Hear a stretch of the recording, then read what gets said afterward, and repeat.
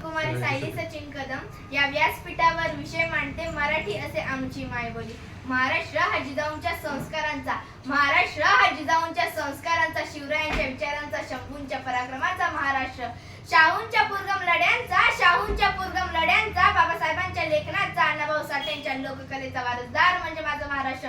कष्टकरी शेतकऱ्यांचा, कष्टकरी शेतकऱ्यांचा, दीनदलित दुबळ्यांचा आणि दिल्लीच्या तख्ताला घाम फुटणाऱ्या जिगरबाज मावळ्यांचा माझा महाराष्ट्र। आणि या महाराष्ट्राच्या मातृभाषेला प्रथम माझा मानाचा मुजरा।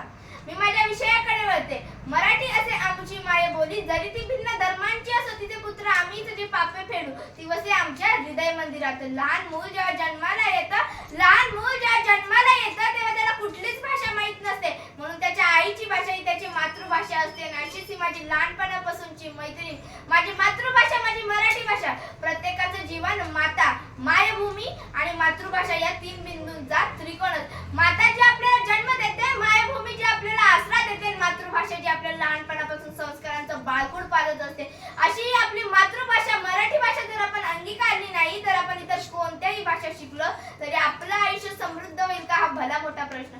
मराठी भाषा म्हणजे काय तर मराठी भाषा म्हणजे ज्ञानेश्वरांनी रुजवलेली ती भाषा मराठी, शिवरायांनी टिकवलेली ती संस्कृती मराठी, संतांनी वाढवलेला तो वान मराठी, आमचा अभिमान म्हणजेच ती मराठी, आमचा अभिमान म्हणजेच ती मराठी।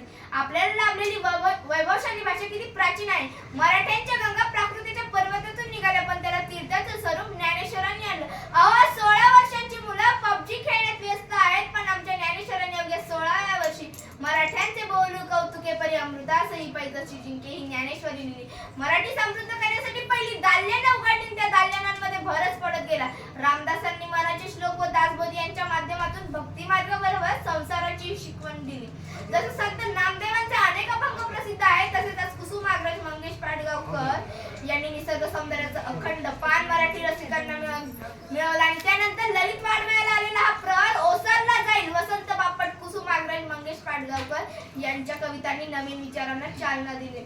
गडकरी आणि अत्रेंच्या नाटकांनी तर हास्याचा नजाराच दिला। एक कवी फार सुंदर म्हणतात, माय मराठी तुझिया पायी तनमन धन मी वाहिले, माय मराठी तुझिया पायी तनमन धन मी वाहिले, तुझिया नामी तुझिया धामी अखंड रंगुनी राहिले। तुझियासाठी वात होऊन जळते मी, तुझिया पायी वात होऊन जळते मी, क्षणाक्षणाला कणाकणाला अखंड रंगुनी राहिले मी, अखंड रंगुनी राहिले। पण आज त्या मराठी भाषेची काय अवस्था आहे। आजच्या विद्यार्थ्यांना शेक्सपियरचं नाटक सांगितलं तर भडभड पोपटासारखं म्हणतात, पण गडकऱ्यांच्या एखाद्या नाटकाचं नाव विचारलं तर निरुत्तर होतात। अहो आधी दुर्दैवाची गोष्ट आहे, मी म्हणत नाही की मुलांना इंग्रजी नका शिकवू, मराठी शिकवा, परंतु जरी ज्ञानाचा खजिना इंग्रजी भाषेत असला तरी आपण स्वभाषेत शिकून सुद्धा कर्तृत्वान होऊ शकतो। आज रशिया आणि जपान सारख्या देशांनी सिद्ध केलंय आणि म्हणूनच आपण आपली मराठी भाषा जपली पाहिजे, तिचं संवर्धन केलं पाहिजे। थोर नेते म्हणतात, मी माझ्या मुलांना एकाच गोष्टीबद्दल शिक्षा देईल, ती म्हणजे स्वतःची मातृभाषा नाहीये।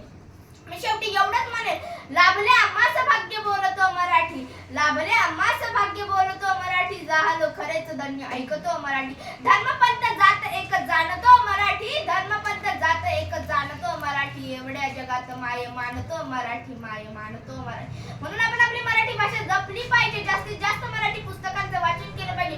डॉक्टर बाबासाहेब आंबेडकर म्हणतात, नाचून मोठं होण्यापेक्षा वाचून मोठं व्हा। जर आपल्याकडे 2 नाणी असतील तर एका नाण्याची भाकर आणि एका नाण्याचं पुस्तक घ्या, कारण भाकर आपल्याला जगवते, पुस्तक कसं जगायचं हे शिकवते। मी माझ्या मराठी बद्दल एवढंच म्हणेल, आमच्या मनामनात दंगते मराठी, आमच्या रगारगात रंगते मराठी, आमच्या उराउरात स्फुंदते मराठी, आमच्या नसानसात नाचते मराठी।